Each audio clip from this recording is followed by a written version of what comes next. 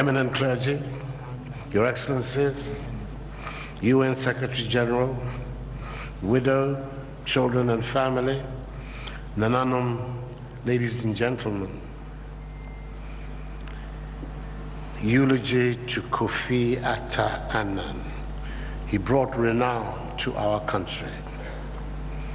Charming, cosmopolitan, consensus builder, elegant, eloquent, gentle-mannered, modest, polyglot, proud African, peacemaker, quintessential diplomat. These words are still inadequate to capture the fullness. He was my senior.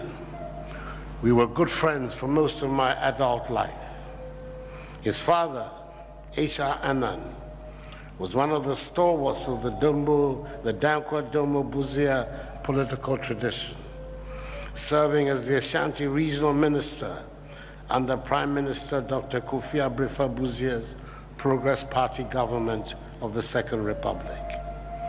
Although he never openly acknowledged in my presence his attachment to the tradition, his advocacy of human rights, respect for the rule of law, and the principle of democratic accountability was the very essence of that tradition.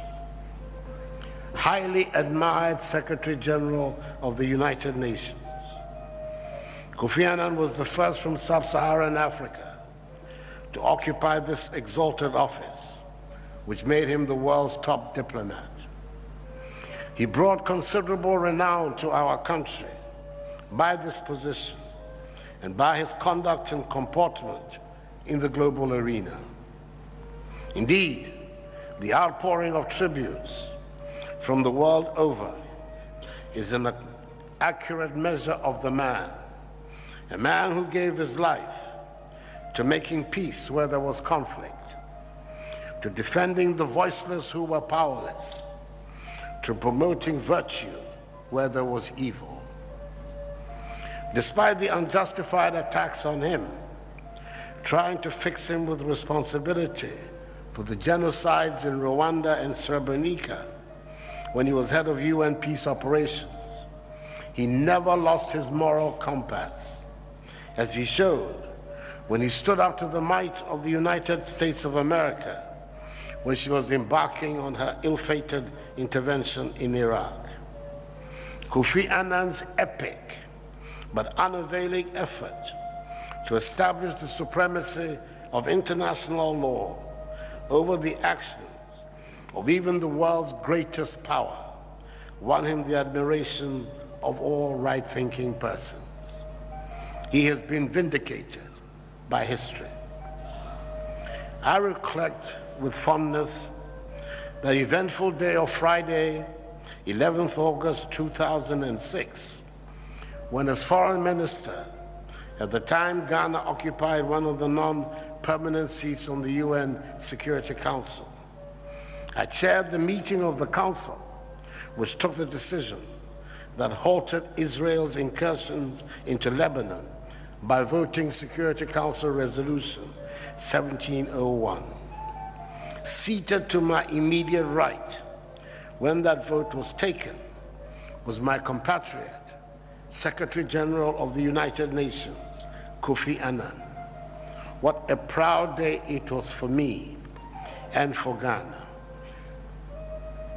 Kofi Annan was an ardent believer in the capacity of the Ghanaian and African to chart his or her own course onto the path of progress and prosperity. He found the vision of a Ghana beyond aid, indeed of an Africa beyond aid, very appealing. Undoubtedly, he excelled in the various undertakings of his life, leaving in his trail most pleasant memories. His was a life well lived.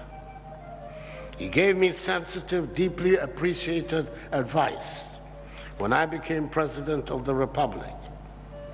The last time I saw him was when he came to my office at Jubilee House on Friday the 10th of March to inform me, much to my discomfiture, that he could no longer continue to serve as Chancellor of Ghana's premier university, the University of Ghana, Legon, since he had served the 2 terms permitted by the statutes of the university.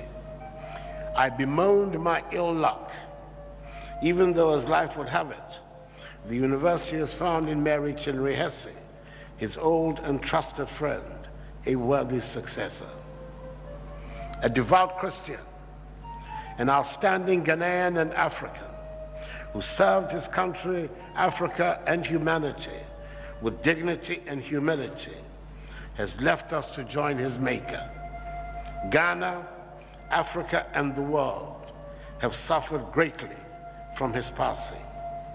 I am wholly humbled by the opportunity given to me by the grace of God and the generosity of the Ghanaian people to decree as President of the Republic, most fittingly, a state funeral in his honor.